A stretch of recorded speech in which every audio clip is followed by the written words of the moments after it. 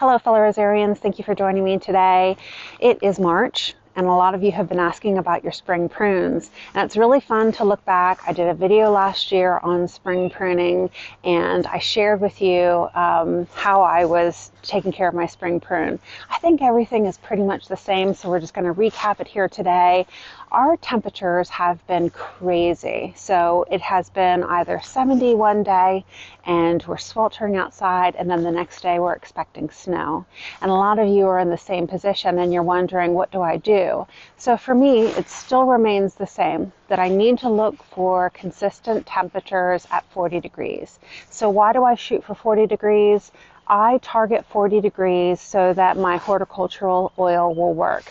It works between 40 degrees and 90 degrees. And if you're asking right now, what is horticultural oil and why is it important? Let me grab my bottle here for you. This is what I'm using. It's Bonide. I love Bonide products. I've shared that with you before.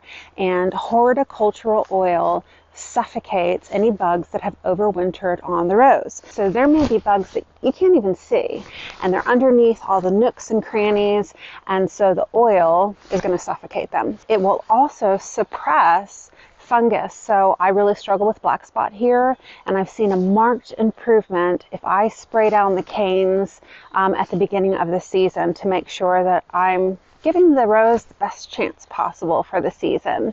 So target 40 degrees. If that means that your forsythia is blooming, great. If it's around any of those holidays that you target, Easter, Valentine's Day, great. Certainly you can reach out to your local rose society or master gardeners in your area to ask for additional guidance. But for me, I'm just targeting 40 degrees. So I have pruned down the roses that are in front of this. This is Princess Charlene DeMonico, which is a rose that gets some height on it for us. Beautiful rose, but I'm going to show you how I'm pruning this down, and this is the technique that I will use for the entire yard. The only roses that you're not going to prune down this way are your first year roses. The roses that I put in the ground in the fall, I mean, they're only this big, they're a foot or so. There's nothing to do for those babies except for take care of the dead, disease, damaged. Climbers. I've done videos on how I'm training my climbers. For those climbers, if you're doing something structural and making a globe like I have, you're going to want to leave as much growth as possible, even the laterals. If you're just training it on a fence and you don't want something that is a globe, a freestanding structure, then you can tie up your canes and then just cut back those laterals to an inch or so, and then take it from this point where I'm showing you how we're going to cut the dead, disease, damaged, and spray with the horticultural oil and prune sealer. Let's think, what else?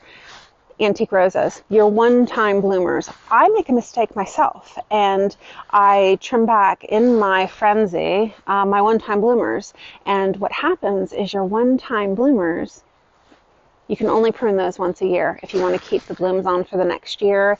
And so you're going to want to mark those. And I have a pink tag that I've put near the labels of all of mine to help remind me that they're one-time bloomers so that I don't trim them back. And so you're going to want to trim your one-time bloomers right after they bloom. Go ahead and get that out of the way. Let's go ahead and get started. I'm going to bring in my fancy pool so that it helps you to be able to see what I'm doing here with this rose.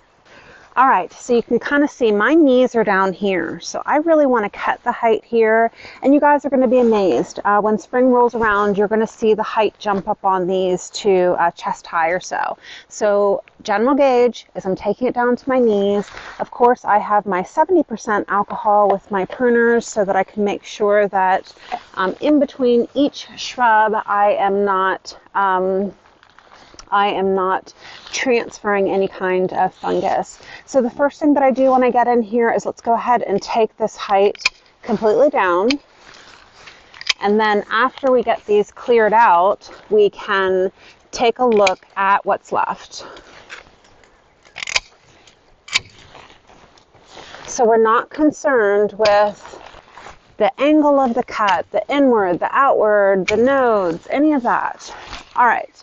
So if you look here in the rose, I'm hoping that you can see, do you see this is you know, when we talk about dieback, dead, disease, damaged, these are just going to snap off because of the winter cold that got them. And so this is why we keep extra length on the roses, and we don't cut them down during the winter, because this portion died back. And had we cut this all the way down to 12 inches or 18 inches, and then this part died, well, now I'm getting down towards the crown of the rose.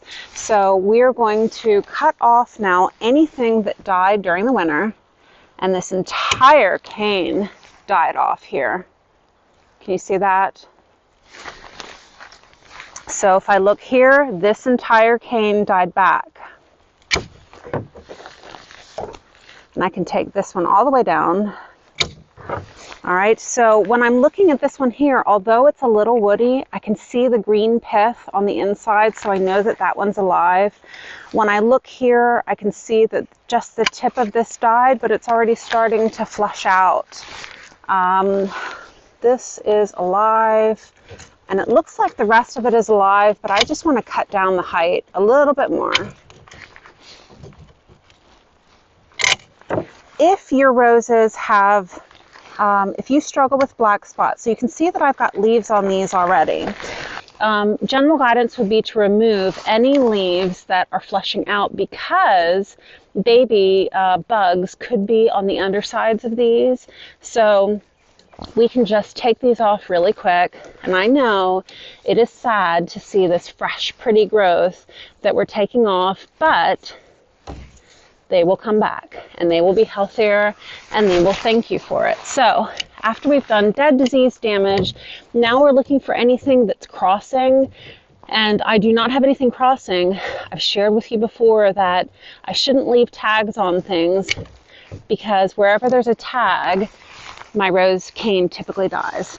So I think we're good to go here now on this rose.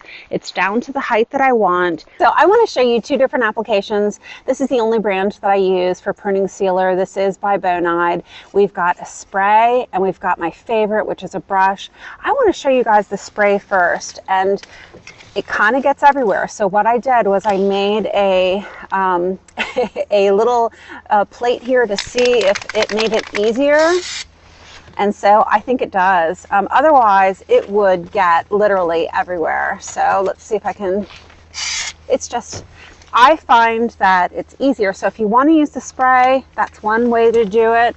But I like the paintbrush.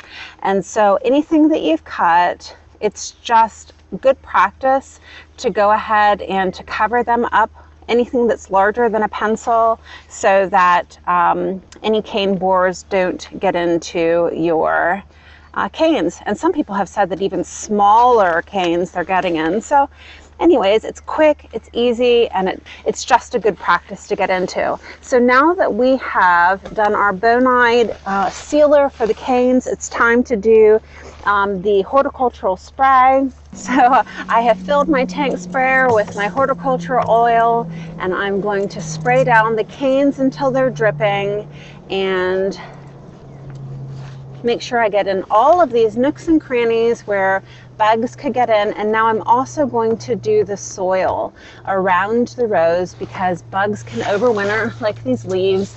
Bugs could overwinter underneath. So we want to get that really good too. One thing I want to show you is, do you see how I've got a hole here where a cane borer has dug in? I'm going to show you really quick how to cut that out. So when you have where the pith hole is like that, you can just cut down and see it went down further. So I'm going to keep on cutting sections until I don't have a cane borer anymore. And then I'm going to go ahead and use my sealer. All better. So it's really easy to do your spring prune. And I know that you might be asking, what happens if I don't do it? I've been sick, I've been traveling, I can't get to it. The only ramifications to not cutting back your rose is that it could be overgrown. If you think about, really overgrown roses out in cemeteries and so forth, sometimes the blooms are just at the top versus at eye level. So we bring down the height to manage it, to keep it in a form and a shape that you like, to address any black spot, funguses that might be on the rose. But if you cannot, for whatever reason, do not stress about it. You can get it later in the season. You can do it next year and just let a year go. So I just don't want people to get stressed out about this. Don't get stressed about the shape, because every single time this rose blooms, you're going to be able to address the shape and learn more about what you want. So typically after each flush, you're going to take a third of that new height down, and that helps you manage it during the season. And every single time it flushes, it's going to be the same thing, where we are cutting it down a third of the height down, not down to 18 inches.